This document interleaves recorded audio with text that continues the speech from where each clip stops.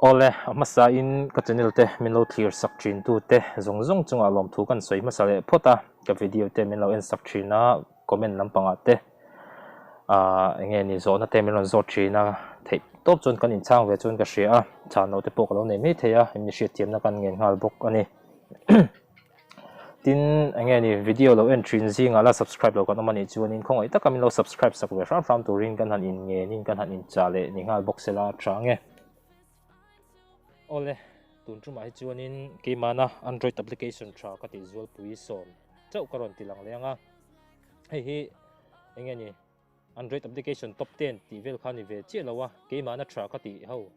ka man rim 3mm ho som karon tilang don ani mang ve du ten lo om ani chuanin description na hianin a download link ho karon da lenga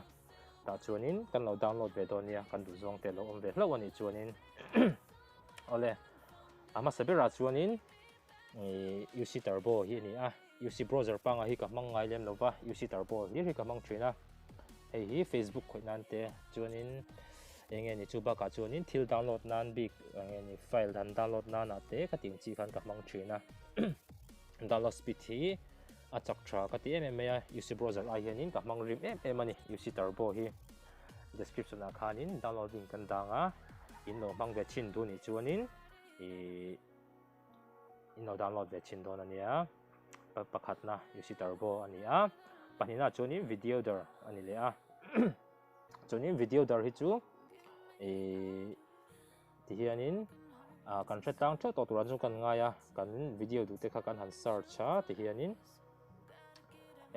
mp3 chu kan download du ni chuanin ta hianin hei mp3 ti hi kan click me nga ti hianin chuanin start download kha kan met le me nga chu tini lowa a video nge kan download du ni chuanin ta hian mp4 ti he ta no ya hianin ti kan metanga kan download le me don ani video download nan te mp3 download nan te khatinga khanin video dar hi ka mang thina ke ma chuanin vidmate kan tiang chi te tubemate kan tiang chi khating chi ho dang kha ka mangai lem lowa video dar hi ke ma chuanin kalunga dum bera chu wang chuanin video dar hi ka mang thina in mang ve du ni chuanin hei po hi description a khanin a link ka danga chuanin ina download ve la chin don nia chuanin a pathum na chuanin video show hei hi tunla ya chuanin hei WhatsApp status tour kan tiang chi te edit neu kan pei ve lo men em me ya chu wang chuanin kha tiang han edit nan khanin arem chang em me ya ta hianin ta hian hei edit video ti hi hian kan click anga ta han kan video tu ho kha ti khanin kan select anga ti kan select me nga on sam te khanin kan nge ni music background akha athak lok thaya ange ni original sound akha kan disable anga music thar hak te to kan da thaya ka ting chi khana ti thaya video show hi ke ma chon ka mang tong ka thin bok ani chuanin adot le chuanin YouTube fans hei hi ka fa khop maya YouTube panga hi ka mang to me lo ke ma chuanin YouTube fans hi athat na chan chu background update thaya chuanin engeni a video en khelowin a music chawang ai thak theya tunai chuanin thon thung ai thak na story han nge thak te po kan wala me ya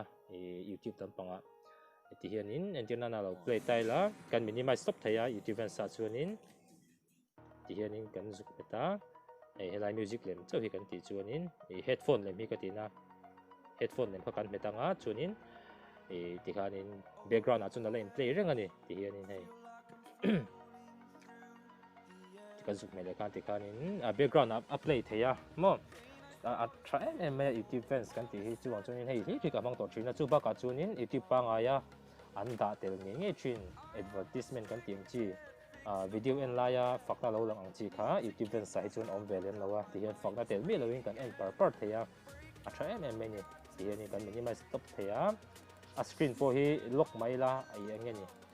I'm play char thei tho ni chuwang chuanin a try em me ya YouTube fans sai ka fakhop mai YouTube pa nga aya ka man masat perania in mang vedu ni chuanin hei po hi description a link ka danga in no download ve donia chuanin dot ya chuanin retriever kan ti hi ni a hei enge ni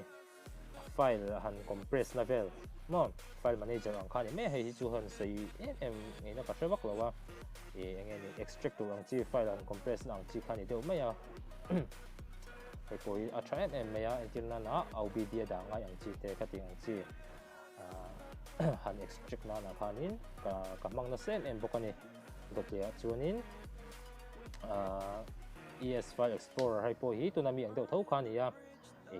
kan sei ang khanin file extract nang chi tho kha ania ES file explorer po hi masela hei hi a that vele na em chu ES file explorer chu ti hianin memory a hack tu ho kha clean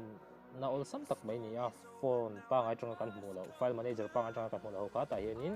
helai availam pangami hi hei kan metanga chuanin SD card analyze ti hi kan metleng a ti hianin eng hianin nge kan memory lo a hack ti kha hei ti hianin alang fekani mo an a hack zat kha android hianin ti hianin a hack tu alang le nga ti hianin android folder ken a hack mma 14 9 ye tin hei data obb ti rei ti khanin enge ni ai hack tu ho kha a hriat em me chuwang chuanin kan du lo ho ti mayang khang kha kan clean theya mo phone ti thol lang khana thre em bokani ES file explorer kan ti hi chuanin dot le chuanin video edit dana ti manaka manna set ber thina nia Kind Master hei hi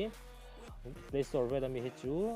enge ni watermark kan ting chi hiom thina Kind Master ti lo lang ko thina ma se hi chu amot ania unmodified to hu nia ti hianin